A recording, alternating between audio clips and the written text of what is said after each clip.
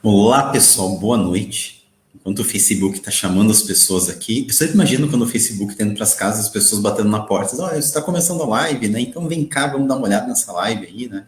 Eu sei que não acontece assim, mas é engraçado pensar como se tivesse alguém batendo, dizendo assim, ó, ei, tá começando a live, abre a porta, vamos entrar, né? Então, eu sou o Christian, CEO da Impérios Sagrados e também curador da Bienal aqui de Curitiba, da Buildit, a primeira Bienal Literária Geek LGBTI+, que vai acontecer no evento online, em primeiro lugar agora em outubro, e o evento presencial no Museu do Olho em outubro de 2021. Bom, a Buildit, a primeira Bienal Literária Geek LGBTI+, ela tem o apoio do Governo do Estado do Paraná, da Prefeitura Municipal de Curitiba, e é uma realização desses dois órgãos com a IS Impérios Sagrados. Antes de chamar os convidados, eu gostaria de agradecer, né, ao Governo do Estado do Paraná, Prefeitura Municipal de Curitiba, também a todos os integrantes, Feira Gastronômica, de uma forma carinhosa, os conferencistas, o pessoal dos podcasts, não é?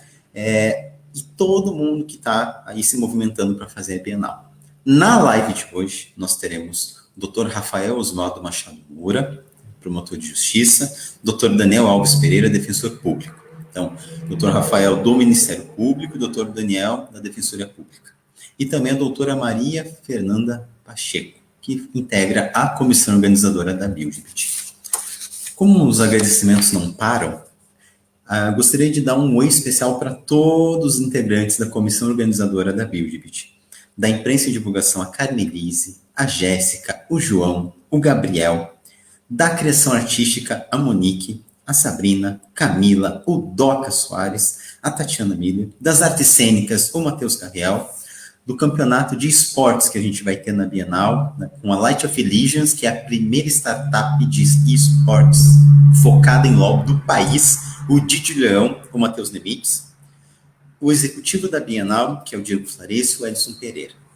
Bem, acho que sem mais delongas, eu gostaria então de anunciar, né, com todas as honras possíveis, né, os convidados que a gente vai ter na live e falar um pouquinho sobre cada um desses convidados antes da gente entrar nos assuntos da live. Bom, nós temos aqui então o Dr. Rafael Moura, promotor de justiça e coordenador do núcleo LGBT do Ministério Público do Estado do Paraná, doutorando e mestre em Direito, na linha de pesquisa Justiça, Democracia e Direitos Humanos, pelo PPGD da PUC Paraná.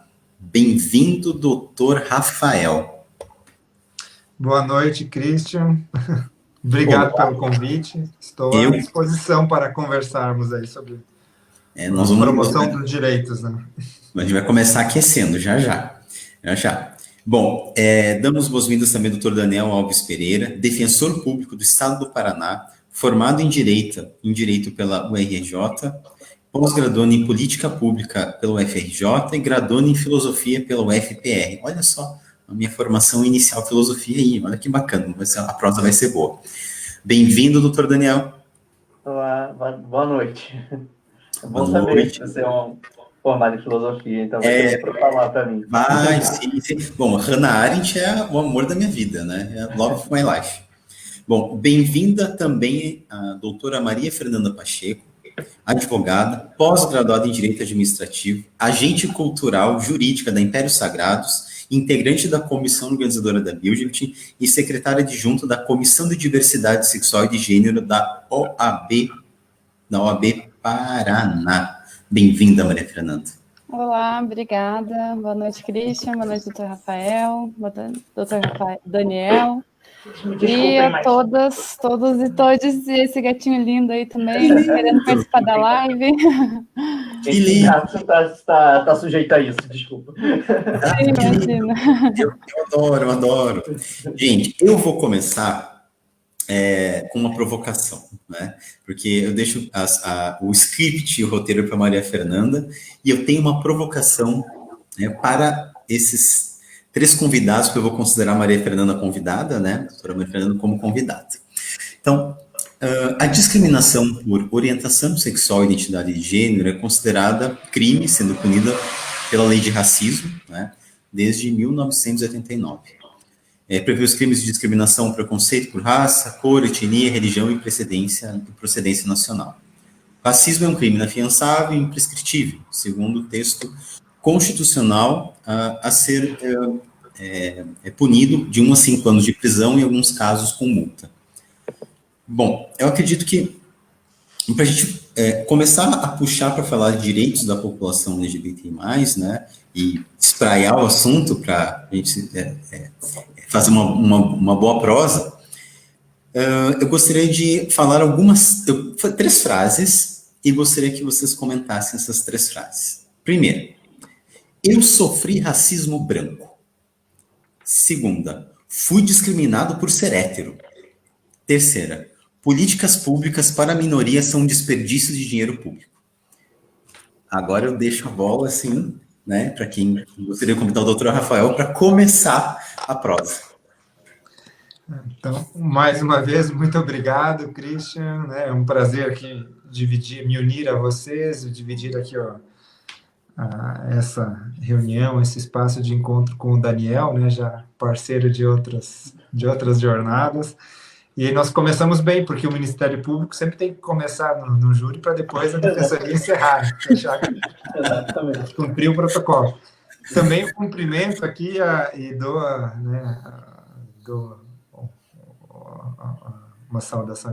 direciono uma saudação especial à doutora Maria Fernanda, né? Um prazer conhecê-la e bater esse papo aqui, que eu tenho certeza que será bastante precioso e rico. Olha, começamos já com uma provocação bastante instigante, muito, muito interessante, que abre espaço para ficarmos aqui umas 5 horas seguidas, né, debatendo. Mas eu gostaria de não ocupar as 5 horas, né, e ser mais sucinto. E o que me vem à mente com essa provocação de início é que no direito em geral, como não na vida em geral, mas em especial no direito, como é importante que a gente tenha uma análise científica dos fenômenos, dos fatos, do que acontece, para sairmos do senso comum. Isso significa ter uma análise sociológica e, ao mesmo tempo, fundamentada em diagnósticos sociais, em dados estatísticos, né? Então, isso é interessante para que a gente consiga entender a regra como regra e a exceção como exceção, não fazer o contrário, porque uma das características dos regimes autoritários, dos regimes que desrespeitam o Estado de Direito, dos regimes que não gostam da democracia, dos regimes que promovem aí maldades de maneira sistemática, é tomar a exceção como regra, é tomar a exceção para justificar a sua ideia, muitas vezes perversa, de perseguição contra minorias. E aqui nós não falamos apenas de minorias numéricas, mas de minorias políticas, de grupos de pessoas que não têm acesso ao poder, a espaços de prestígio e, portanto, não conseguem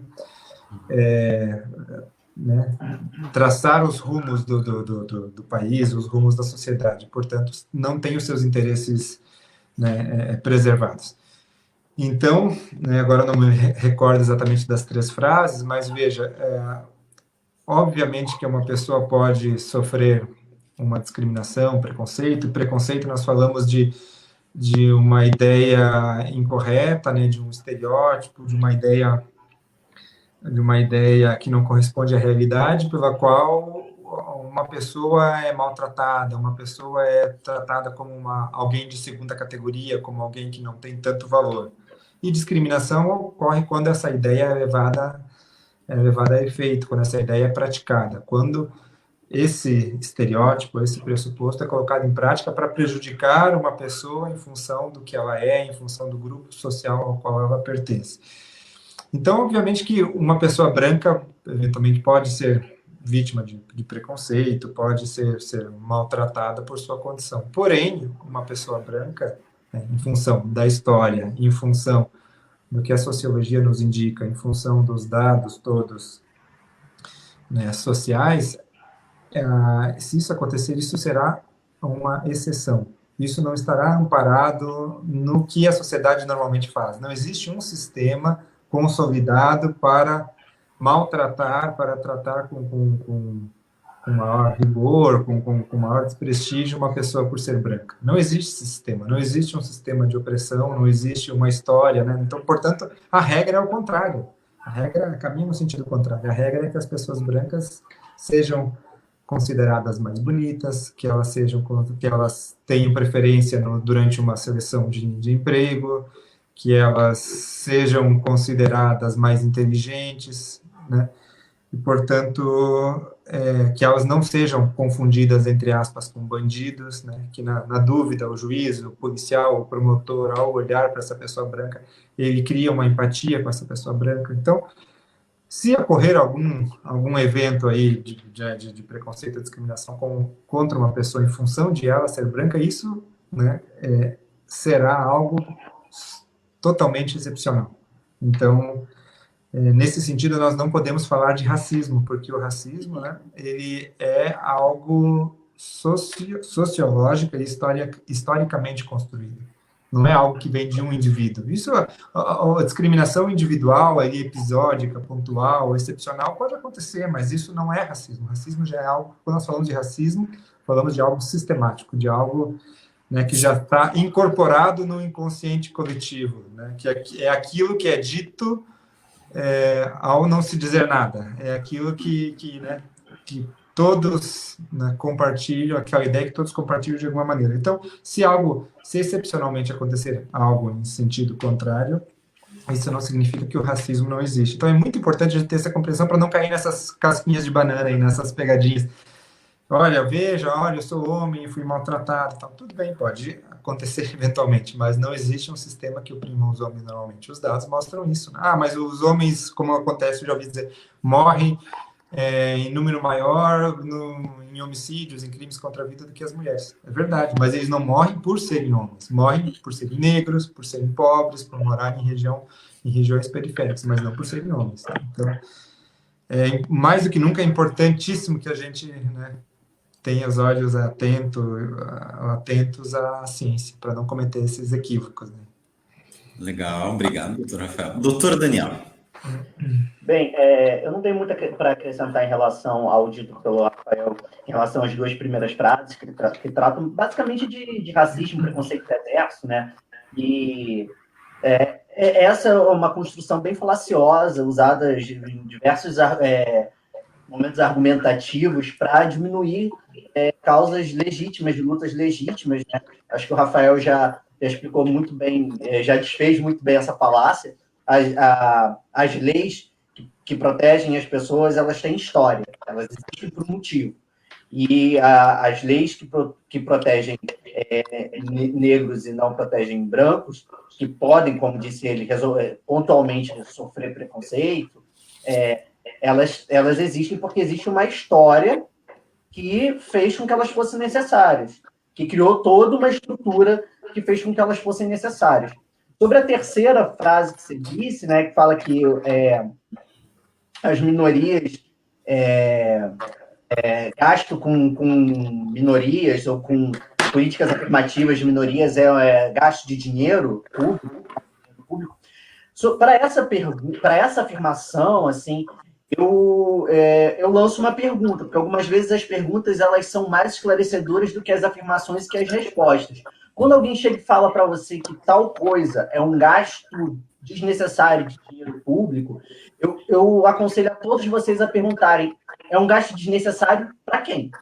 Uhum. Porque quem vive sob uma estrutura que a coloca em uma posição em que ela não consegue alavancar socialmente, em que ela não consegue ver a sua personalidade livremente estabelecidas, os seus direitos sociais realmente garantidos, a sua existência minimamente, com o mínimo de dignidade garantida, essa pessoa não vai achar que é um gasto desnecessário de dinheiro público. Então, ante uma afirmação dessa, a gente tem que se perguntar quem está falando isso e para quem está falando isso. Né? E aí a gente tira as nossas conclusões. Eu acredito que quem recebe essas políticas não vai concordar com uma afirmação dessa. Perfeito. Doutora Maria Fernanda, gostaria que a senhora respondesse, tematizasse e depois já abro o espaço para a senhora mesmo passar né, a fazer a arguição dos convidados. Bom, eu também não tenho muito o que acrescentar, né, que os autores colocaram, mas realmente é tudo um sistema, né, enfim, opressor, e não significa que por uma pessoa ser branca, ser hétero, ela não vai sofrer por causa disso, né, mas não vai sofrer por conta disso especificamente, são outros fatores, né, então... Realmente, o racismo reverso, né, é até difícil, assim, quando alguém comenta, assim, porque é uma coisa parece tão óbvia que, infelizmente, a gente ouve bastante, né, eu pelo menos, mas não existe, né, resumindo, concluindo o raciocínio dos doutores. Bom, então agora eu vou passar a fazer perguntas aqui para o Dr. Rafael e para o Dr. Daniel, para eles esclarecerem, né, a atuação tanto do Ministério Público quanto da Defensoria Pública em relação aos casos tanto de violação aos direitos, né, da população LGBTI, e também as pessoas que buscam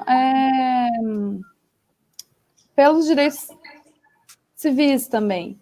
Então, eu vou pedir para o Dr. Rafael começar, explicando um pouquinho sobre a atuação do Ministério Público, por gentileza. Tem o núcleo, né, que Sim. O doutor coordena. Não. Gostaria de complementar a minha fala inicialmente, que eu acabei esquecendo da terceira frase, que é muito importante, né, sobre ser desnecessário, perda de tempo, não sei, ações afirmativas, medidas específicas para populações, né, historicamente marginalizadas. E eu gostaria só de lembrar que né, nós temos uma campanha, né, que tem tomado as ruas e tomado a internet de todo mundo em relação às pessoas, a população negra, né, que é o Black Lives Matter, né, as vidas negras importam. E em relação a isso, a contestação que é feita normalmente é de que isso seria privilégio, seria um tipo de discriminação, que na verdade todas as vidas importariam, né, que todas as vidas devem importar e não apenas a vida das pessoas negras, e de tal maneira que não seria correto esse enfoque, né, colocado aí prioritariamente em prol da população negra. E contra isso nós respondemos com sociologia, com ciência e com o bom senso. Veja, todas as vidas só vão importar quando a vida daquelas pessoas que mais sofrem, daquelas pessoas que correm, né, maiores riscos, for levada em consideração, for tratada com igual consideração e respeito. E até sobre isso eu vi algumas tirinhas que eu achei, né, assim, espetaculares, porque muito pedagógicas, muito didáticas, quando indicavam assim uma pessoa com a casa pegando fogo, um vizinho com a casa pegando fogo. E aí os bombeiros estavam indo correr justamente para dar atenção para aquela casa que estava pegando fogo, não para todas. E aí vinha uma pessoa repetindo esse mesmo argumento: não, todas as casas importam. Por que você está indo naquela casa que está pegando fogo? Vai em todas as casas e jogue água com igual quantidade, né, com igual prioridade para todas as casas. Isso não faz o menor sentido, porque todas as casas só vão importar quando aquelas casas que estão correndo maior perigo forem socorridas por primeiro. É essa mesma lógica. Enquanto nós usarmos esse argumento aí aparentemente técnico e neutro e justo, de que todo mundo tem que ser tratado de maneira igual, nós vamos deixar aquelas casas que estão pegando fogo serem consumidas e tal. Inclusive, e o triste é que muitos cristãos sustentam esse argumento e se esquecem, por exemplo, da parábola que Jesus narrou sobre a ovelha. Havia 100 ovelhas e uma se perdeu, o pastor não ficou e não dizer, não, todas as ovelhas importam, deixa a ovelha que está lá morrendo, eu não vou... Não, ele foi lá dar atenção especial, uma atenção prioritária. Então, a lógica é essa mesma. Olha, não tem pessoas negras nas universidades brasileiras, temos o racismo. Aí nós temos dois raciocínios, ou a pessoa negra realmente é inferior e não é inteligente o suficiente para entrar na universidade, obviamente que não é o caso, ou então ela não entra na universidade porque sempre existiu cotas ao contrário, sempre existiram cotas para pessoas brancas. As pessoas negras nunca tiveram condições de entrar na universidade por condições sociais injustas. Por isso que é importante criar as cotas contrárias para... Oi? Quase 100%, né? Então por isso que é importante. E isso fez com que de 2% de pessoas negras que ocupavam as universidades públicas, hoje nós temos acho que 9% ou 10%, já ocorreu uma revolução silenciosa no Brasil. E sem que essas pessoas apresentem um desempenho inferior ao desempenho das pessoas brancas. Então eu acho que é um negócio assim, tão... na minha visão, assim, tão escandaloso, porque você negar isso é você, não, todo mundo tem que ter tratamento igual. Então tá, não tem que ter cotas. Então por que as pessoas negras não entram na universidade, não entravam, né, até a cota?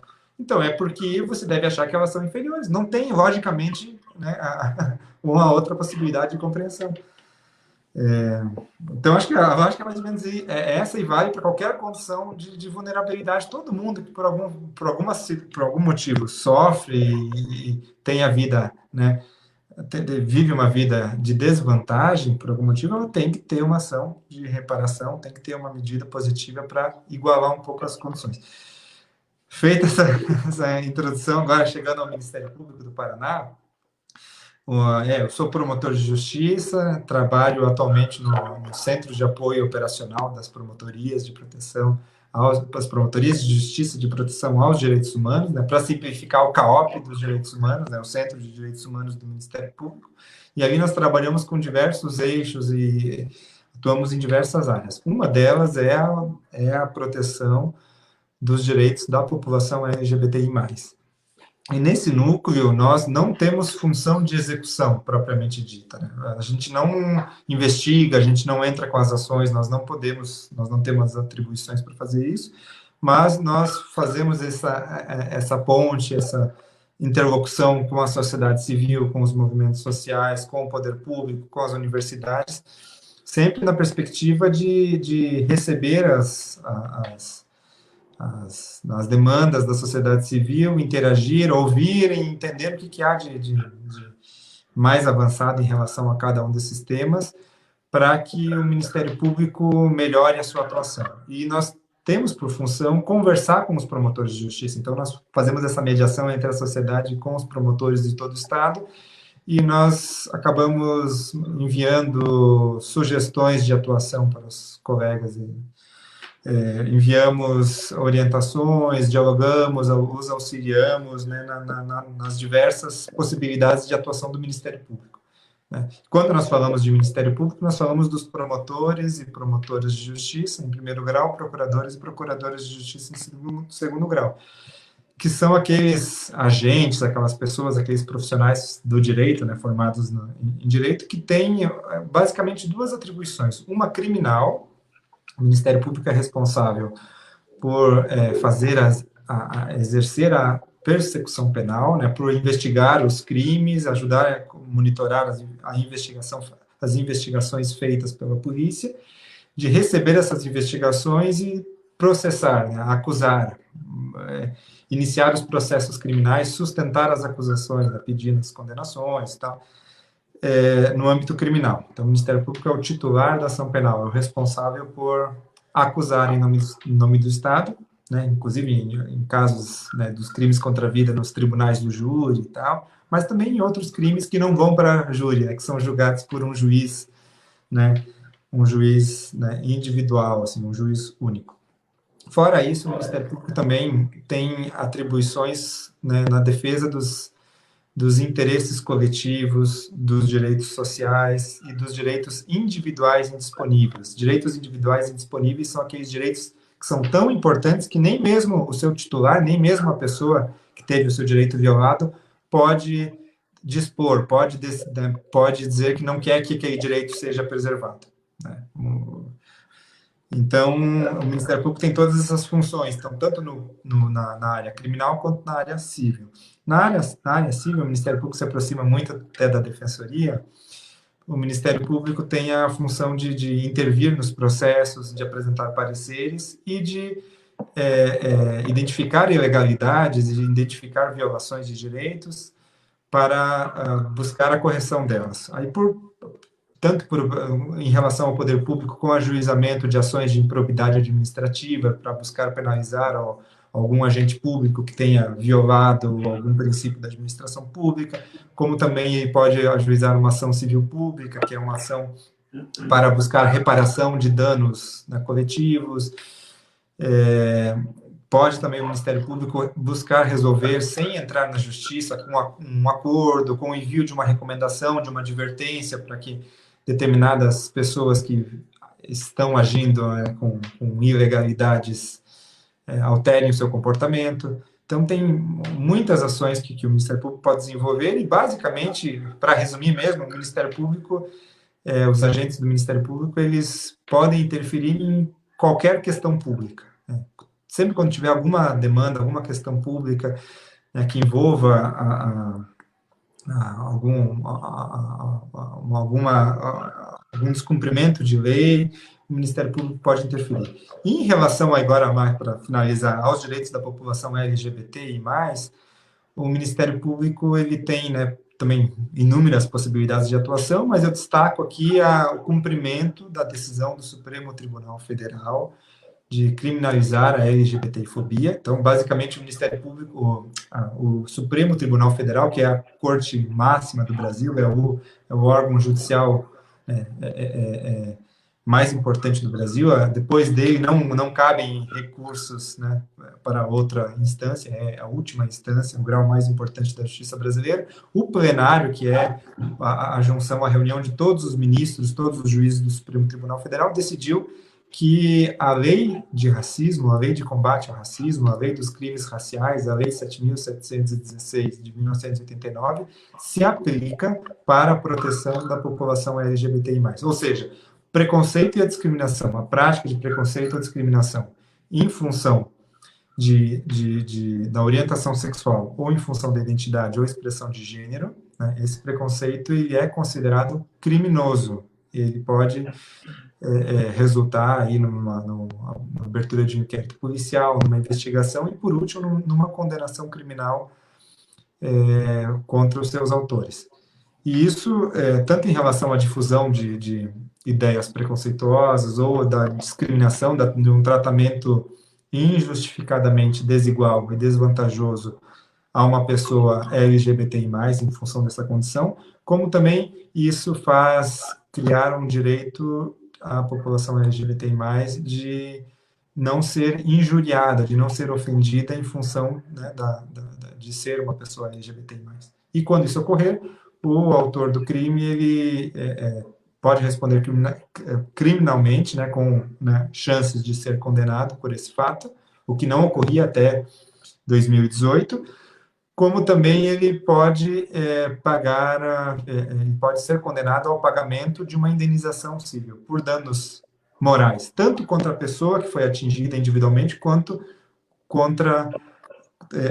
tanto em favor da comunidade coletivamente considerada, né, a comunidade LGBTI+. Então, acho que basicamente seriam essas as duas situações. Já falei demais, tem que me cuidar, porque senão a Daniela vai ficar com o tempo prejudicado. Até eu vou pedir licença, doutor Daniel, já que o doutor Rafael começou a falar sobre esse assunto. Falando sobre a criminalização da LGBTfobia, eu gostaria que o senhor explicasse, assim, se o senhor puder, dar exemplos práticos, além da agressão física, o que pode ser considerado um crime, né? São muitas... E o que as vítimas podem fazer, assim, o que o senhor, enfim, indica as vítimas fazerem? São muitas as possibilidades, né? Desde uma ofensa, um xingamento feito a uma pessoa, né, que se chama, para a nossa lei penal, para o artigo 140, parágrafo 3º, uma injúria qualificada, né, em razão da raça. E quando nós falamos em raça, agora nós falamos raça numa acepção social, num sentido sociológico. E de acordo com esse conceito, a comunidade LGBTI+, também é raça. Também é um grupo social que é histórico e né, sociologicamente discriminado, marginalizado e né, subalternizado. E, portanto, é considerado como raça. Então, uma injúria, uma ofensa, um xingamento direto, viadinho, sei lá, qualquer coisa do tipo, um xingamento, né, que fira a honra ali da pessoa LGBTI+, como também a atos de discriminação. A lei, é interessante até que, né, que quem tiver um pouquinho mais de curiosidade, que procure essa lei, a Lei 7.716, que ela descreve uma série de atos de discriminação e preconceito. Por exemplo, negar emprego a uma pessoa em função da condição dela, da orientação sexual ou expressão ou identidade de gênero. Isso se encaixa existe um crime lá que prevê. Negar acesso a um estabelecimento comercial em função dessa condição. Negar matrícula numa escola. Então, há diversos itens. Negar acesso a um clube, a um espaço aí de uso comum. E fora esses casos, digamos, específicos que a lei narra, existe um crime de conteúdo mais aberto, que é o artigo 20. Esse artigo 20 é o artigo que é o artigo que vai responder melhor a maior parte dos casos. O artigo 20 da Lei 7.716, que fala de maneira mais aberta, que é crime a prática de discriminação ou preconceito em função da raça. Prática de discriminação ou preconceito em função da raça. E, em relação a esse crime, o STF fez ali a interpretação de que raça, né, abrange a orientação sexual ou identidade ou expressão de gênero. Portanto, a pessoa que pratica discriminação ou preconceito em função de motivação LGBTI-fóbica comete o crime do artigo 20. E aí nós podemos falar uma pessoa que profere discurso de ódio, que vai para as redes sociais fazer postagens e publicar conteúdo dando a entender que a população LGBTI+, é uma população suja, é uma população criminosa, é uma população de segunda categoria,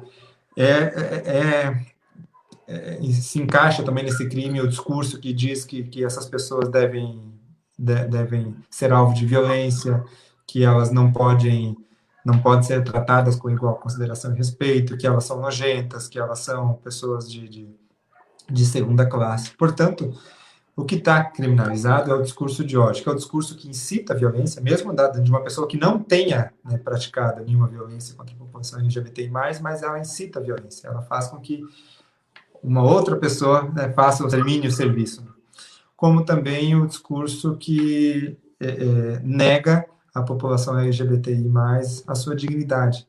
É um discurso que faça, que pregue, que transmita a ideia de que elas são pessoas de segunda classe. Então, basicamente, isso aí existe conteúdo transfóbico no Ministério Público do Paraná, houve já uma denúncia, houve já um processo criminal que está em andamento, está próximo da sentença, está próximo do julgamento, de um sujeito que estava agora não me recordo exatamente, né, dos detalhes, mas eu vou falar por cima, de um sujeito em Foz do Iguaçu que estava numa boate e viu um casal gay, ou viu duas pessoas, tinha um rapaz gay e uma menina lésbica, e aí ele, além de agredir o rapaz, ainda disse, você é viado e viado merece apanhar. E aí a menina lésbica tentou intervir, né, apartar, impedir as agressões, e ele também a empurrou, lhe deu um soco no rosto. E ele falou, sapatão também tem que apanhar, sapatão. Ou seja, nesse caso ele cometeu os crimes de lesão corporal, né, os crimes por conta da agressão física, e também cometeu os crimes aí de racismo, porque ele, além de agredir, ele difundiu ideias, né, preconceituosas, ideias que justificam a violência contra a população LGBT. Ele diz que uma pessoa, por ser gay, merece apanhar uma pessoa. Então, basicamente, são essas as condutas criminalizadas, o discurso de ódio. E o que a população deve fazer, as pessoas, né, que estiverem diante desse tipo de crime, tanto no ambiente virtual, né, como no ambiente físico, a primeira coisa é tentar preservar as provas. Tente dar o print ali, tente tirar foto, tente gravar, tente coletar, tente identificar testemunhas, para que no futuro não fique o fato, né, entre aspas, arquivado, absolvido por falta de provas. E, em segundo lugar, elas podem procurar as delegacias de polícia, podem procurar o Ministério Público de cada comarca, né? Todos os promotores criminais com atribuições, né, gerais para o crime, para a atividade, para a investigação criminal, eles podem atuar nesses casos. E é fácil encontrar o Ministério Público pela internet, basta jogar aí Ministério Público, Promotor de Justiça, Ministério Público Curitiba, Ministério Público Londrina, e você já vai achar ali o endereço de e-mail, os telefones, né, o endereço físico. Hoje, né, estamos com essa dificuldade de atendimento físico, mas os casos podem ser encaminhados de alguma maneira e as promotorias estão de portas abertas para receber esses casos, assim como a polícia também. Obviamente que a gente sabe que a cultura da LGBTI-fobia, né, a cultura LGBTI-fóbica é muito forte, os profissionais do sistema de justiça não vivem num mundo à parte, eles vivem no nosso mundo e também reproduzem, em alguma medida, esse preconceito. Então, é possível, principalmente porque essa, entre aspas, criminalização, essa decisão é relativamente recente, então é possível que haja alguma resistência em algum lugar, haja algum profissional que não conheça muito bem essa decisão. De qualquer maneira, é um direito da população LGBTI+, levar esses casos, né, ao conhecimento do poder público e exigir que seja feita a investigação adequada e, né, que os culpados sejam punidos. Não apenas numa perspectiva aí meramente punitivista, porque, né, punir uma pessoa individualmente não vai resolver o caso, mas numa perspectiva mais pedagógica, para mostrar que esse tipo de coisa não pode ser tolerado, que esse tipo de coisa, nós já estamos num estágio de evolução da nossa civilização que nos diz, né, principalmente que o Estado brasileiro, o sistema de justiça não pode mais aceitar como algo normal tamanha aberração, né, tamanha violência. Obrigada, doutor Rafael. Doutor Daniel, eu faço a mesma pergunta para o senhor em relação à Defensoria Pública e já emendo uma outra pergunta em relação à retificação de prenome de pessoas trans. Eu sei que a Defensoria tem uma atuação nesse sentido, né? A gente teve a decisão da STF em relação a essa alteração apenas com a manifestação de vontade da pessoa, né? Então, eu abro a palavra ao doutor. Tá, boa noite. Então, começando a falar sobre a Defensoria Pública foi um órgão pensado na Constituição de 88. Ela surge, ela já existia antes de forma esparsas nos estados, mas de forma adotada como política nacional. Ela para todos os estados, ela surge em 1988, na Constituição Federal, e ela inicialmente é pensada como um órgão para atender a população vulnerável. Nesse primeiro momento, a população vulnerável é entendida como aquela que não possui dinheiro para ter acesso à justiça. A justiça ela tem um custo, né, de acesso, principalmente um dos principais custos é o custo com a defesa técnica, com a contratação de advogados, mas existem outros custos também. E a Defensoria Pública veio para garantir que essas pessoas que não tinham essas condições financeiras, inicialmente, pudessem ter acesso à justiça. Ou seja, teriam uma defesa gratuita no âmbito criminal, uma defesa gratuita no âmbito civil, mas não só a defesa, como no âmbito civil, elas também teriam alguém que estaria por elas para ajuizar as ações devidas que elas precisam. Uma das nossas principais demandas hoje em dia, por exemplo, é ajuizar ações de alimentos, para pedir pensão alimentícia. É uma coisa que a gente faz muito, assim, a Defensoria Pública tem muito esse papel.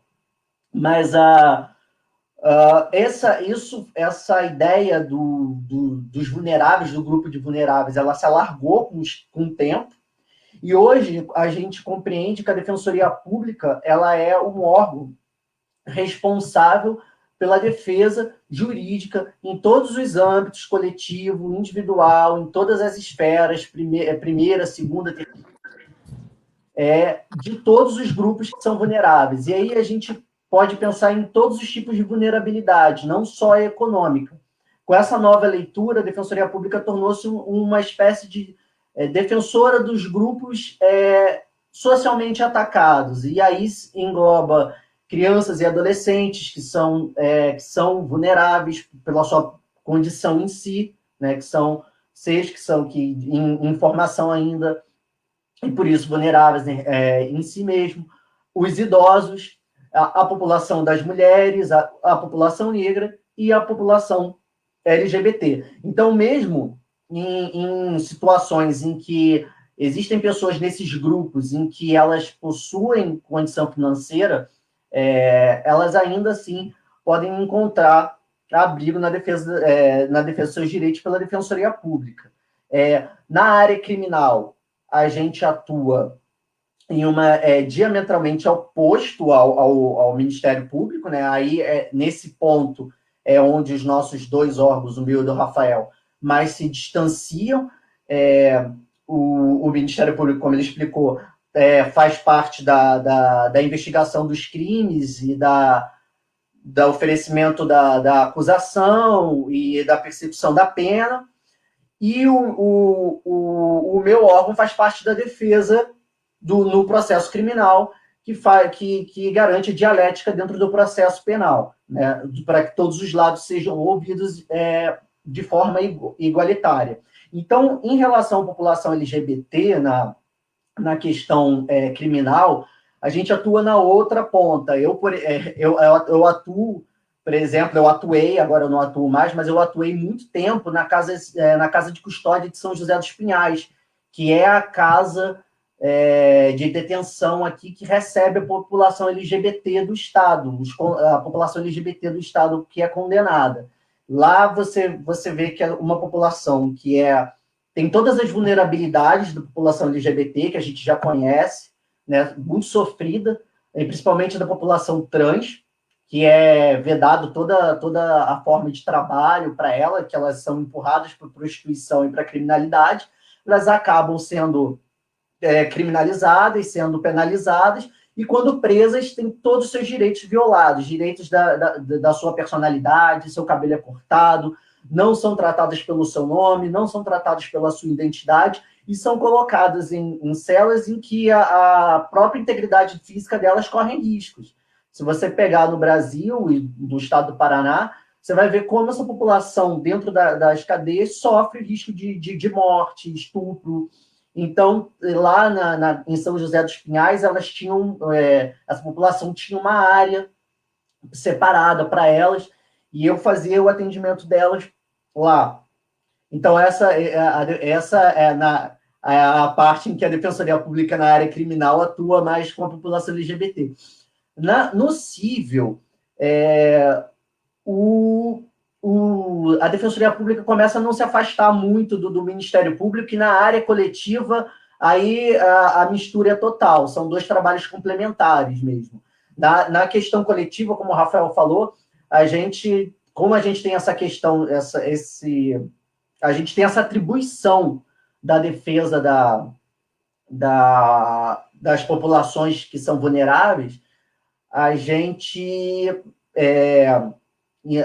com a população LGBT, a gente tenta organizar políticas públicas coletivas para que elas sejam atendidas. Uma das coisas que a gente fez há pouco tempo, já no mundo pandêmico, foi reunião online com a Polícia Civil aqui de Curitiba para garantir que a questão da LGBTfobia constasse nos boletins de ocorrência, o que não estava acontecendo. E a gente faz também ações coletivas de mudança de nome e de casamento, de casamentos e tal. A gente começou a organizar um pouco antes da pandemia, mas agora deu uma parada. A questão da mudança do nome isso é uma grande discussão dentro do direito brasileiro. Havia decisões contrárias e a favor, até que o STF, em 2018, pacificou que todas as pessoas, né, transgêneras, elas teriam o direito da mudança do seu nome, independente de realizar a cirurgia ou não de mudança de sexo, porque a questão isso é interessante, é o STF tomando uma posição filosófica, inclusive, de que o gênero ele é uma questão da mente, ele não é uma questão do corpo, ele não reside nas suas expressões do corpo, né? Ele reside na sua expressão da mente. É uma guinada filosófica interessante que foi adotada pelo STF, e aí o STF, nesse ponto, ele não só falou que as pessoas podem mudar o nome, como elas não precisam fazer mudança no corpo, não precisam fazer a cirurgia, e que elas não precisam ajuizar um processo para isso. Elas podem fazer via administrativa. Pode ser sem nunca olhar na cara de um juiz, elas podem fazer essa mudança de nome. E o que elas precisam, basicamente, para isso? Elas precisam separar o RG, o CPF, comprovante de residência, ter o nome limpo, ter as certidões estaduais, municipais e federais de protesto também, dizendo que não há dívidas no nome dela, e ainda precisa de um advogado ou de um defensor público. Aquelas que não possuem condição de ter um advogado podem procurar a Defensoria Pública, que a gente dá pontapé no processo de mudança de nome. Uma coisa que também é importante assim, ressaltar, como eu disse, o custo de acesso à justiça ele não é só o advogado. Existe todo um custo cartorário para se conseguir tirar essas certidões e para fazer ratificação. Se você não tiver essas condições, você pode procurar a Defensoria Pública. A Defensoria Pública tem a atribuição legal de pedir a gratuidade aos cartórios. Então, assim, todo o procedimento de mudança de nome pode ser orientado e garantido pela Defensoria Pública. É só procurar. A gente também tem todos os nossos telefones na internet. É só digitar Defensoria Pública do Paraná Contatos. Agora está um pouco difícil, porque a gente não está atuando fisicamente, mas a gente ainda continua atuando por telefone. E ainda, mesmo que metaforicamente, estamos de portas abertas para essas situações, né? Mas é basicamente isso. Obrigada, doutor Daniel. Agora eu vou passar a palavra para o Christian. Vou fazer alguma consideração.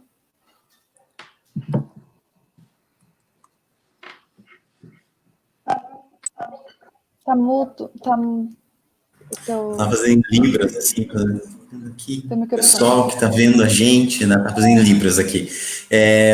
Pessoal, eu mutei, aliás, doutor Rafael, porque eu acho que está dando retorno, não sei qual microfone que é, tá? Então, vou deixar mutadinho, daí quando a gente for, vocês podem se mutar, aí daí se desmutem quando forem responder. Ou quando quiser gritar também, chamar atenção, né, sair correndo também. Bom, aqui nós temos a participação da Tatiana Miller, do Monique Viegas, do Thiago João, da Carmelise de Medeiros, da Roselane Maria Genzura, o Vinícius Scheidt, gostei do sobrenome, Scheidt, da Fernando Latrônico, da Ana Scaliante, Roseli Bernadette da Rain, do Gabriel Figurberger, do Hussein Shams, acho que é assim que se pronuncia, da Simone Genzura, Então, o pessoal está participando aqui, está dando uma boa noite, agradecendo pela live esclarecedora, né? E tem algumas perguntas. Qual o termo correto? Pessoas negras ou pessoas pretas? Eu vou fazer algumas perguntas, aí abro espaço para os doutores e para a doutora responder. A outra pergunta. Doutores, doutora, boa noite. Sendo o Brasil o país com o maior número de homicídios na comunidade LGBTI+, na opinião de vocês, por que estamos nesse patamar? O que mais aqui? Aqui a Maria Fernanda Martins afirmando que pessoas trans sofrem no nosso sistema carcerário, e o Jeremias Mores Vaz comentando, muito interessante observar a evolução da proteção para as pessoas pertencentes ao grupo LGBTI+. Passo a palavra para as duas perguntas. Sobre dos termos negro ou preto, eu gostaria que o Rafael se manifestasse, né? Eu não me sinto habilitado para responder essa questão. Eu também não sou nenhum estudioso, né, mais aprofundado sobre o tema, mas eu me arrisco a dizer que nós temos um amparo legal nesse sentido. Nós temos o Estatuto da Igualdade Racial, a Lei 12.288, de 2010, que é fruto de uma histórica luta do movimento negro brasileiro, né? O movimento tem um movimento unificado, um movimento que desde Abdias Nascimento e outros, entre outros atores importantíssimos, né, pessoas historicamente muito relevantes para a história não apenas da igualdade racial no Brasil, como para a história brasileira em geral, né, principalmente da história das lutas emancipatórias no Brasil. E esse movimento já se autodenomina movimento negro. E essa lei, que é fruto, né, de histórica luta do movimento negro brasileiro, e foi relatada, né, de autoria do então senador, acho que é senador ainda até hoje, Paulo Paim, um senador negro também, pessoa bastante engajada na luta antirracista. Essa legislação, o estatuto tem no artigo 1º, se não me engano, inciso 3 ou 4, o conceito de que população negra, né, é o conjunto de pessoas, né, que se subdivide entre pessoas pardas e pessoas pretas, né? E aí é interessante que esse gênero, população negra, né, que tem a sua subdivisão, pessoas pardas, negras e pessoas pretas, são as pessoas, né, historicamente marginalizadas e as pessoas que têm acesso aos direitos e às medidas de reparação, as mais que justificadas medidas de reparação, como as cotas, né? Tanto as cotas para o ingresso na universidade, como para as cotas de ingresso no serviço público. Então, para resumir, eu acho que é um conceito interessante. Obviamente que tem muita discussão, tem discussões cada vez mais interessantes pela, né, valorização do termo preto e tudo mais, mas eu acredito que hoje, né, a gente fica bem aí em seguir o Estatuto da Igualdade Racial, que é uma norma, né, negra, uma norma que fruto da luta histórica da população negra brasileira, do movimento negro, e que, infelizmente, até hoje não saiu do papel de modo, né, minimamente eficaz. Então, é uma lei que completou agora 10 anos de vigência, para a qual nós temos que, né, olhar com maior atenção, com maior cuidado.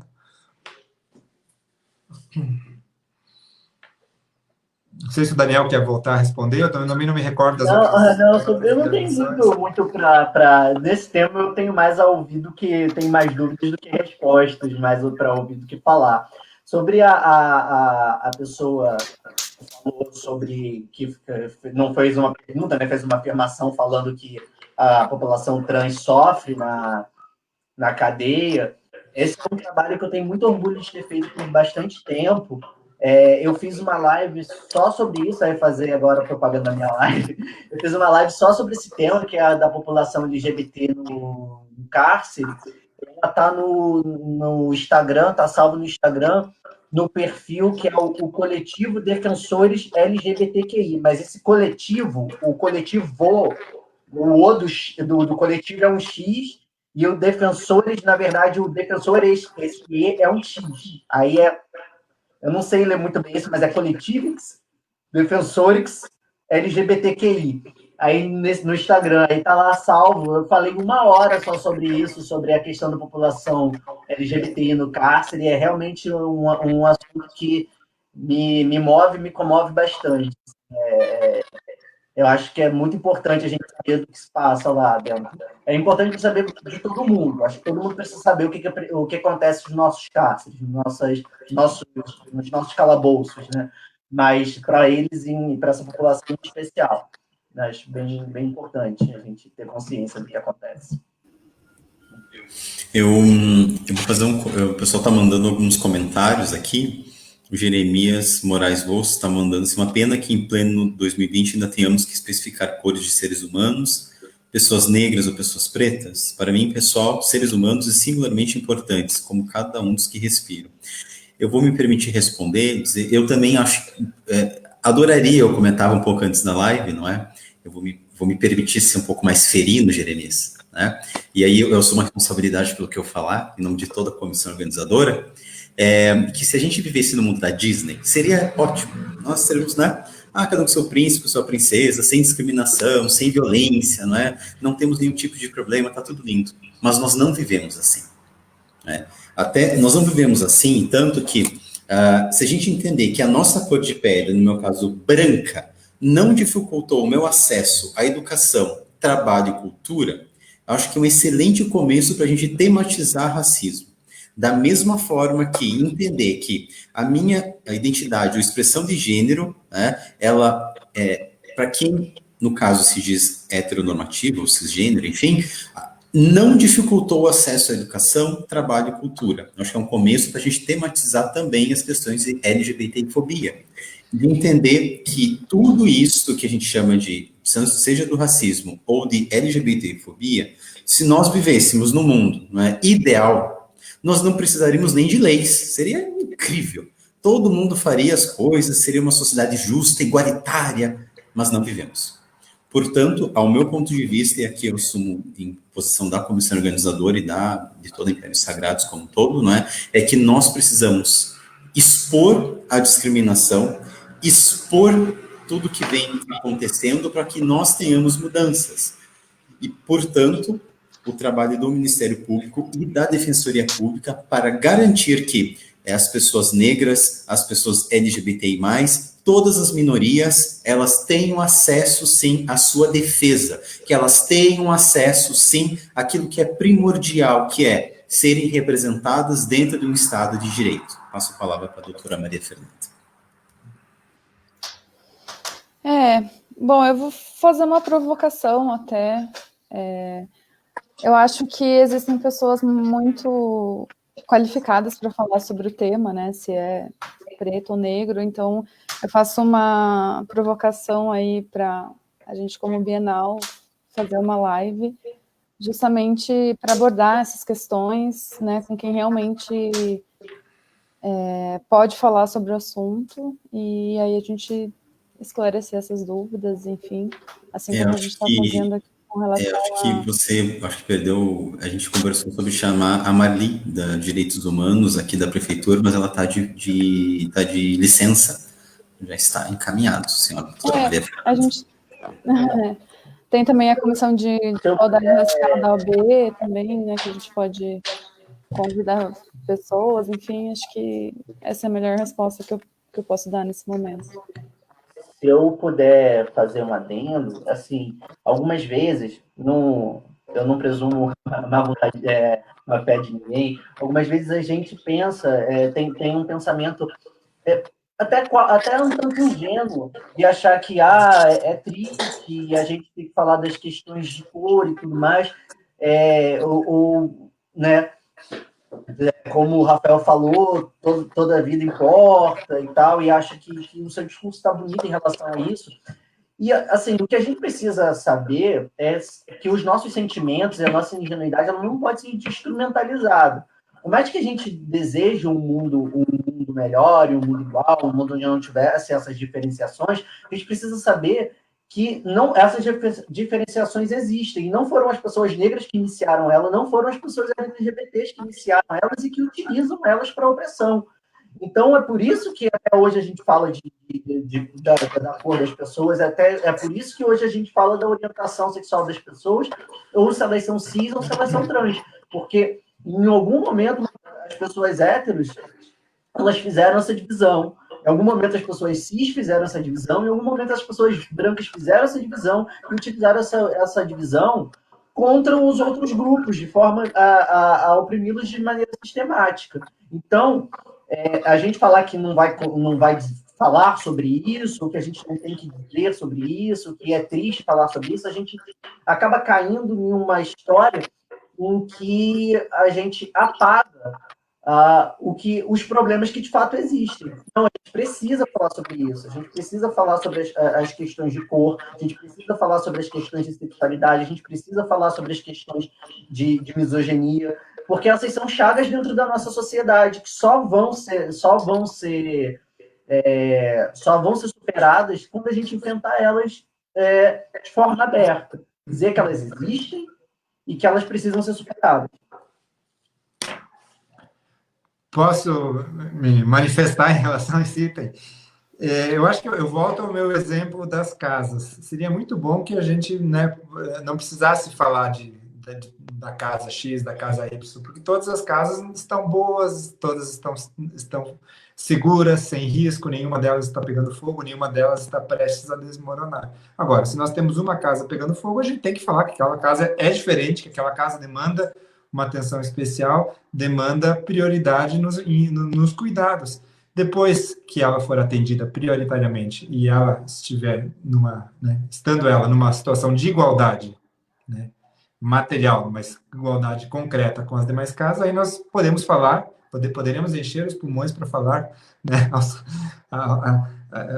para gritar a plenos pulmões que todos são iguais, de que não é necessário falar sobre qual casa deve ser priorizada. Nós poderemos falar que raça, sim, é raça humana. O problema é que, biologicamente falando, não existe raça. Realmente, o projeto Genoma já há mais de 20 anos evidenciou, né, deixou de modo inquestionável que a diferença entre uma pessoa de pele clara, de pele super clara, e uma pessoa preta é muitas vezes menor, né, geneticamente falando, do que entre duas pessoas negras, duas pessoas pretas ou duas pessoas brancas. Não há raça no sentido biológico. É uma burrice tremenda falar isso. Agora, sociologicamente, existem grupos que, em função da cor da pele, são maltratados.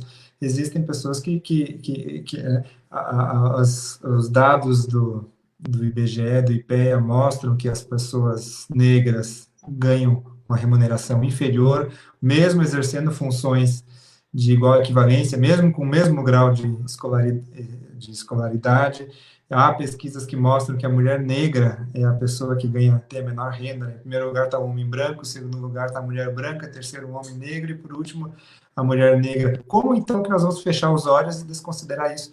Há, né, muitas pesquisas, inclusive algumas campanhas bem interessantes, e uma do Paraná, do estado do Paraná, acho que de 2015, é inquestionável. O sujeito que vê aquilo e não se sensibiliza com a questão racial, ele tem que, não sei o que fazer, porque daí é um caso já perdido.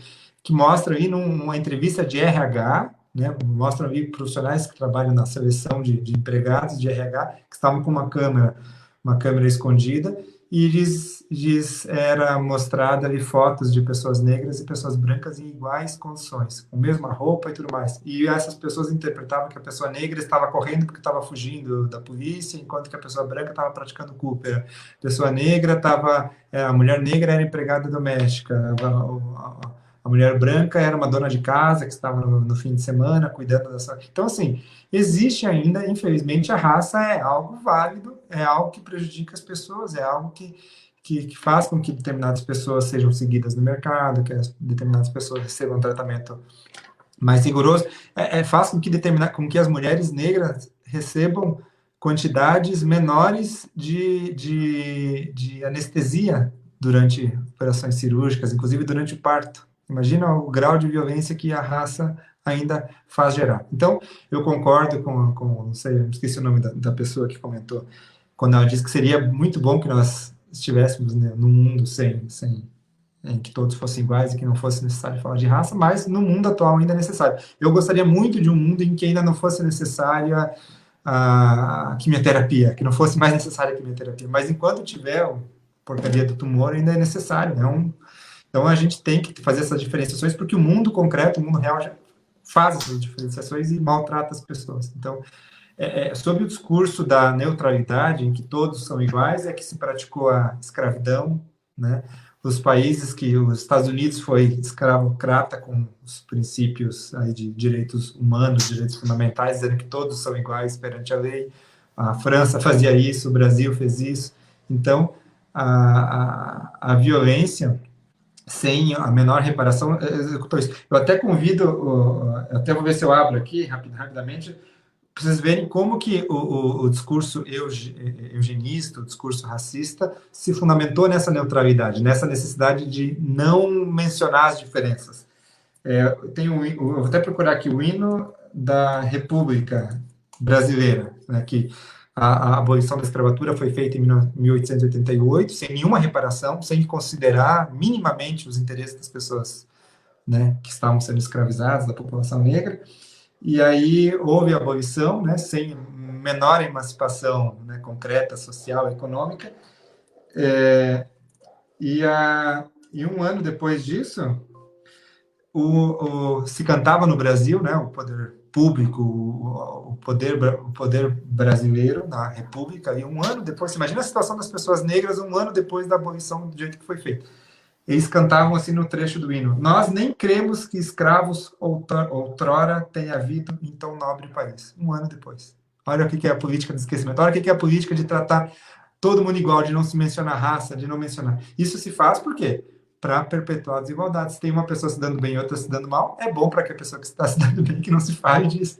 Deixa tocar o barco assim. Então, por medida de justiça e por medida de extrema necessidade para a correção dessas injustiças, é importante que a gente fale. Até o dia que a gente conseguir equalizar, e aí talvez não seja mais necessário falar. Tomara que a gente chegue nesse dia. Por enquanto, estamos longe ainda, né? Infelizmente. Bom, aqui para finalizar, então, né, a gente já está mais de 1 hora na live, eu vou fazer a última pergunta para a gente encerrar. Eu gostaria de saber a opinião dos dois, né, brevemente, de como a legislação pode ajudar a formar uma sociedade mais humana e o que nós, como cidadãos, podemos fazer para combater a LGBTfobia. Quer começar? Começo eu, né? Pode ser, doutor Rafael. Tá. Eu acho que eu cada vez mais entendo que a legislação, o sistema de justiça, são instrumentos, são espaços de luta, são instrumentos, né? São mecanismos que podem ser usados para promover e ampliar as injustiças, para fazer maldade ou para corrigir, para trazer emancipação, para libertar as pessoas, para né, amparar aí quem é oprimido, quem é maltratado.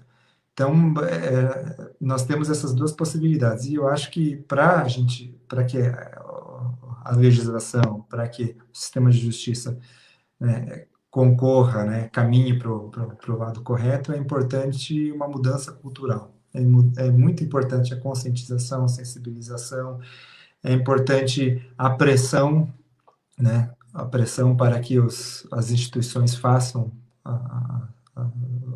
cumpram com os seus deveres, executem bem as suas missões, porque muitas vezes apenas a emissão da lei, apenas a promulgação de uma lei, apenas a existência de princípios, né, bonitos, princípios de justiça na Constituição, nos tratados internacionais, na legislação, isso tudo é muito pouco, porque não chega na vida concreta das pessoas que mais precisam. E para isso é importante que haja uma permanente mobilização, é importante que haja cobrança, é importante que as instituições, né, tenham as suas portas, mesmo que sejam virtuais, né, por enquanto, tocadas ali, para que os atores cumpram com suas funções. Veja que isso, existem leis que pegam e leis que não pegam, né? Não sei se já ouviram essa expressão. Geralmente, as leis que pegam no Brasil são as leis que atendem os interesses dos grupos dominantes, das pessoas que têm poder. Imagine você que foi promulgada uma lei garantindo isenção de tributos para os bancos. Se no dia seguinte essa lei não for, né,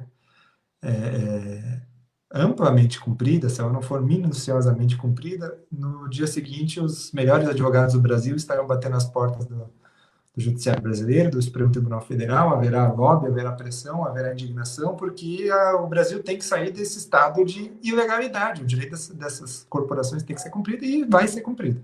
Agora, normalmente as leis que não são cumpridas são as leis que beneficiam os grupos que não têm o poder político, o poder econômico. Portanto, é importante que a gente busque, cada um a sua maneira, né, por meio aí de às vezes, postagens, por meio de conscientização, por meio de apoio das instituições que fazem isso, que a gente busque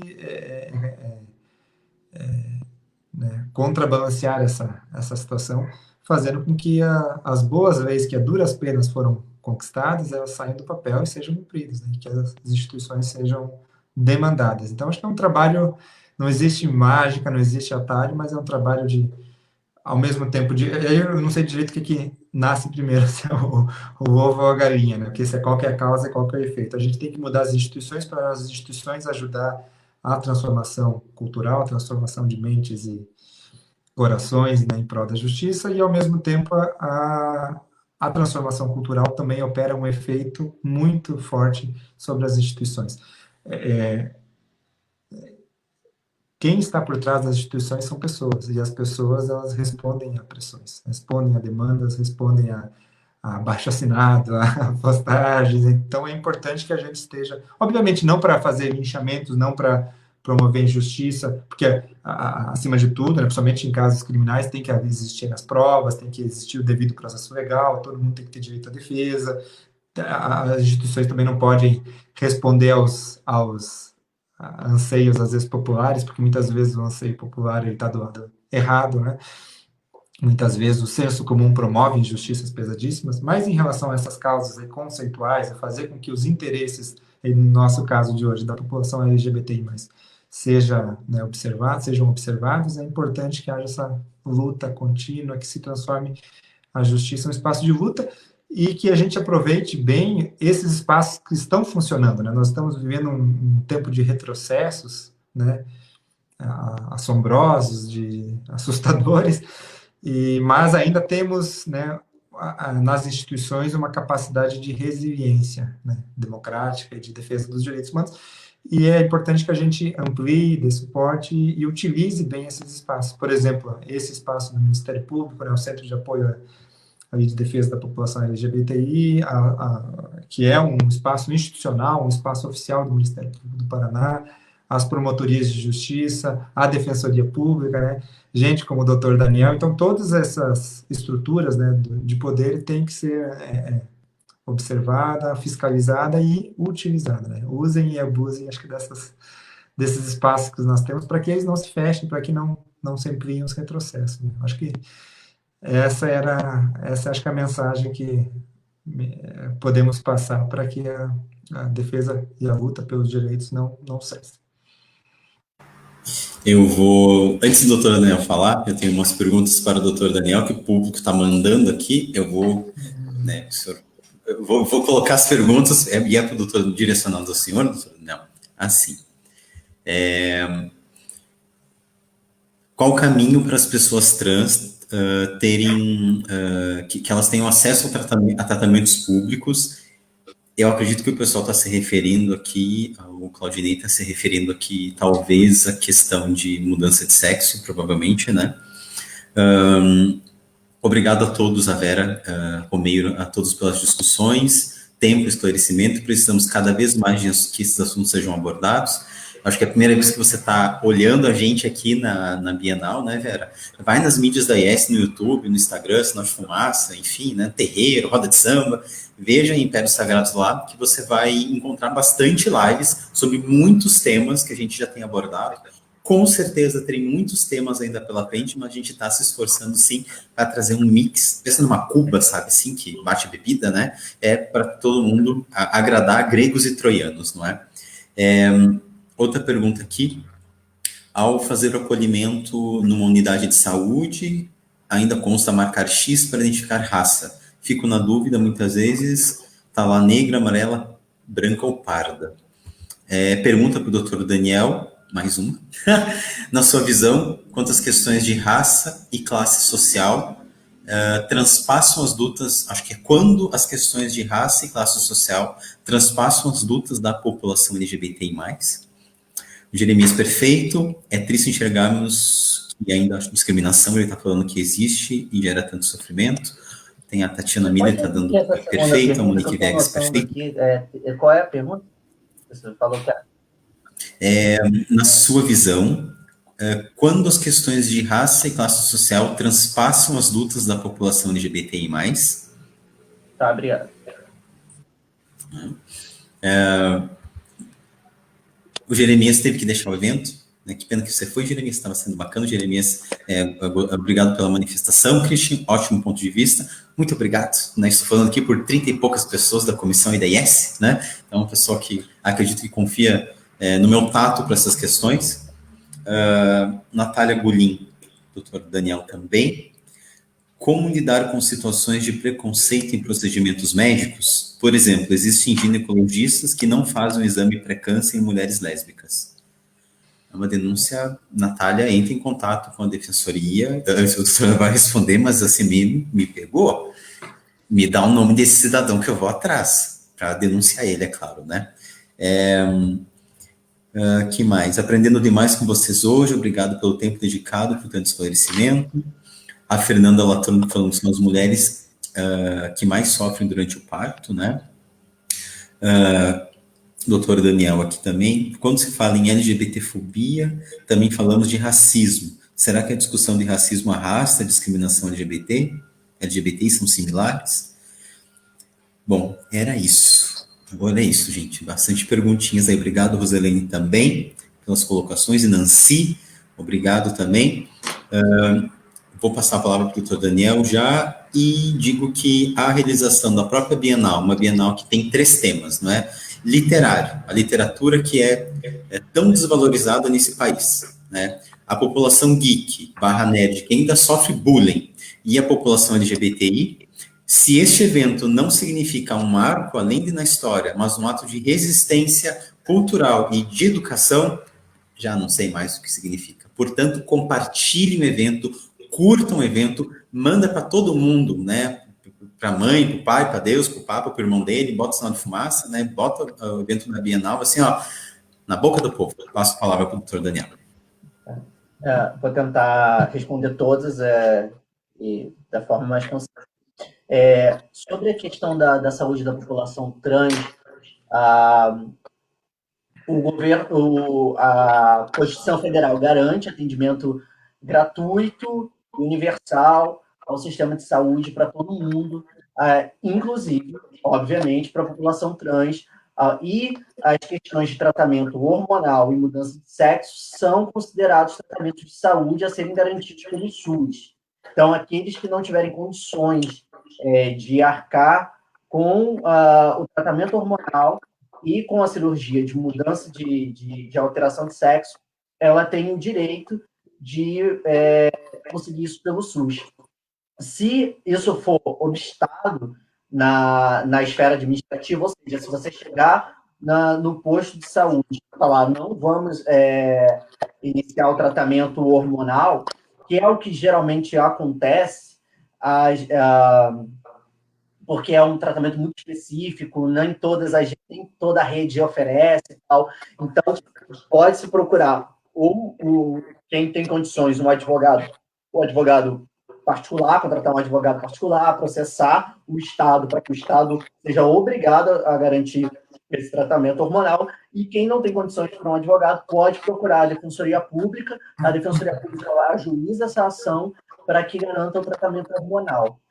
A questão da mudança de sexo, no final de 2000 e, deixa eu ver aqui, 2017, no meados de 2017, final de 2017, eu colaborava com o Núcleo de Direitos Humanos e a gente estava tentando fazer com que a Secretaria de Estado do Paraná equipasse o hospital da UFR para que ele pudesse fazer a cirurgia de mudança de sexo, que hoje é uma cirurgia que poucos hospitais, tanto públicos quanto particulares no país, fazem. Públicos, se eu não me engano, tem no Rio de Janeiro, no Rio Grande do Sul, eu acho que em Recife e Brasília, uma coisa assim. Então, geralmente é feito pela esfera federal. Então, se alguém que está nos assistindo deseja fazer essa mudança de sexo, essa cirurgia de mudança de sexo, eu aconselho que procure a Defensoria Pública da União, que é a Defensoria Pública que atua na esfera federal, que ela, nesse ponto, pode utilizar a ação forçando que o Estado faça isso na esfera federal, mas provavelmente não vai ser no Paraná. Vai ser em outro estado, mas, inclusive, se a pessoa não puder, pode pedir que dentro dos custos da saúde, seja arque também com a viagem, com estadia e tudo mais. A segunda pergunta, que é a pergunta quando a raça e classe social transpassam a questão do preconceito do LGBTI, né? Eu acho que todo tempo. Nós somos seres multidimensionais. Nós não somos só gays, lésbicas, trans, cis, hétero, brancos, negros, ricos, pobres. Nós somos tudo isso. Então, toda vez que nós precisamos analisar alguma política pública, a gente tem que analisar todas as facetas. Por exemplo, você pega um candidato a cargo político que se diz homossexual, que vai lutar pela bandeira homossexual, a bandeira LGBT, QI toda. Só que esse é um candidato claramente rico que representa as classes mais ricas. Ele vai representar o LGBT que precisa do SUS para fazer a mudança de sexo, para fazer o tratamento hormonal. Ele vai representar o LGBTI que precisa do tratamento pro PrEP gratuito, entregue pelo Estado. Se ele é um representante dos planos de saúde, um representante das classes mais ricas. Então, todo momento a gente precisa ver do que está se falando. Nós somos uma comunidade, como se diz, diversa. Nós somos um arco-íris. Então, uma pessoa que se arvora a representar a classe, ela tem que representar tudo. Os gays brancos, os gays negros, as lésbicas brancas, as lésbicas negras, os trans, cis, pobres ou ricos. Então, é sempre algo que a gente precisa ficar ligado, né, quando a gente trata disso. Nós não somos uma coisa só nunca. A outra pergunta, como lidar com preconceito de tratamento médico para lésbicas, me espanta muito que isso aconteça. Isso, inclusive, é um dos casos clássicos da lei de racismo, assim, não fornecer um serviço por questões de sexualidade. Eu aconselho a procurar a polícia civil para registrar o caso, ou não se sentindo à vontade de procurar o Ministério Público. Rafael disse aí que o CAOP está aberto. Acredito que se for um caso concreto a ser levado para eles, o CAOP vai adorar trabalhar sobre isso, porque realmente é algo que me espanta demais. Assim. E a outra pergunta era se o racismo é similar à discriminação LGBTI. Olha, existem histórias diferentes aqui, de opressão. Existem grupos diferentes com histórias diferentes. Mas, no fim, a luta por uma sociedade plural, a luta por uma sociedade justa, ela se encontra sempre, deságua na mesma foz, no mesmo oceano. É um rio que deságua no mesmo oceano. Então, eu acho que toda pessoa que procura a igualdade dos LGBT, entre a população LGBT, ela precisa compreender que se ela luta pela igualdade da população LGBT, mas ela acha que a sociedade está boa sendo racista ou está boa sendo misógina contra as mulheres, ela vai compreender que, no fim das contas, ela não vai conseguir não vai conseguir essa sociedade justa que ela busca para os LGBTs, porque a história da opressão pode ser diferente. Mas lá atrás, quando você retrocede, o gene de toda a opressão é um sentimento igual de superioridade de algumas pessoas em relação às outras. E esse é um gene que não pode ser alimentado dentro da história humana. É um gene que se ele for alimentado, ele se espalha, ele atinge a todos. Então, a luta é de todos, a luta é igual, cada um na sua frente, assim, e é uma luta que, no final das contas, tem que ser unida e desaguar no mesmo lugar. Eu não sei se a gente tem tempo, se eu falo sobre o que a Fernanda perguntou, se deixa só as considerações do Rafael, e eu respondo essas questões. Então, eu acho que eu paro por aqui, né? Até porque as considerações do Rafael sobre as questões da lei, assim, não tenho muito o que acrescentar. Se eu pudesse dizer alguma coisa que o Rafael falou, já que é uma Bienal também sobre os geeks, eu lembro muito, toda vez que me perguntam essa questão do que a gente pode fazer para as leis e tal, melhorarem a situação, eu lembro muito de uma cena de Game of Thrones, que eu acho que é o final da primeira temporada, em que o Ned Stark chega lá no salão, né, e fala que ele traz um papel que é a declaração do rei, que tinha acabado de morrer, falando que ele que ia ser a pessoa que ia levar o reino enquanto o filho dele não crescesse. Aí a rainha chega e fala assim, é isso que você tem? Um pedaço de papel? Prende ele e corta a cabeça dele. Lei sem união, sem trabalho, sem esforço coletivo para que ela seja efetiva, ela é só um pedaço de papel. Quem se garante num pedaço de papel acaba como Ned Stark, acaba com a cabeça cortada pela Cersei. Então, é só o que eu tenho assim, para adicionar ao que o Rafael disse. Bem, eu quero agradecer, então, por vocês estarem aqui, por essa calorada discussão, porque eu notei que foi realmente muito bom discutir, o pessoal ficou interessado, participação, precisamos nos mobilizar, e eu vou encerrar a live, mas com uma provocação, né?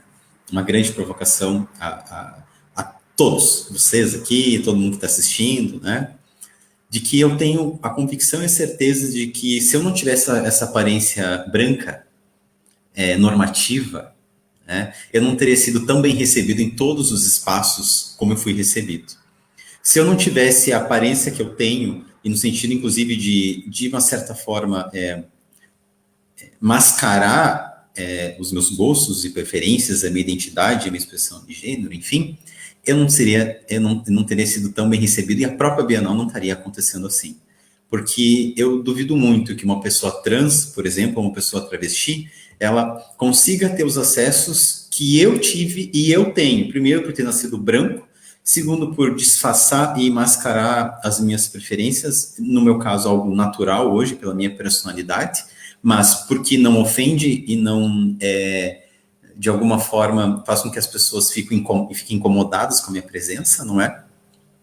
E ter consciência disso, como da minha cor de pele, me faz querer sim, devido também à minha formação em filosofia, letras e outras formações aí, estar à frente de uma Bienal e daqui a alguns meses oferecer um curso gratuito chamado Desmistificando a Teoria Queer, né, sobre questões de ideologia de gênero e outras coisas, que inclusive foi enterrado, né, o STF enterrou, ideologia de gênero e escola sem partido, essas aberrações, né, aí que circundavam muitas coisas. A gente vai oferecer, enquanto Impérios Sagrados, um curso gratuito, e também especialmente focado para todas as pessoas que não conhecem, não estão acostumadas, né, às questões LGBTI+, sob a perspectiva queer. Que eu acho que vai ser um grande avanço, vai ser algo muito bacana aí de oferecer. Dito isso, deixo que todos os convidados possam dar o seu adeus, pelo menos por enquanto. Vai ter o evento online da Bienal agora em outubro e vai ter o evento físico ano que vem. E já deixo o convite aqui para o Dr. Rafael e para o Dr. Daniel. A Maria Fernanda já integra aí a comissão organizadora, né? Mas para que vocês dois possam ficar mais presentes com a gente, coloco as mídias sociais da Impérios Sagrados à disposição de vocês para aquilo que vocês quiserem fazer, para divulgar o trabalho do Ministério Público, da Defensoria. É necessário, as pessoas precisam conhecer, né?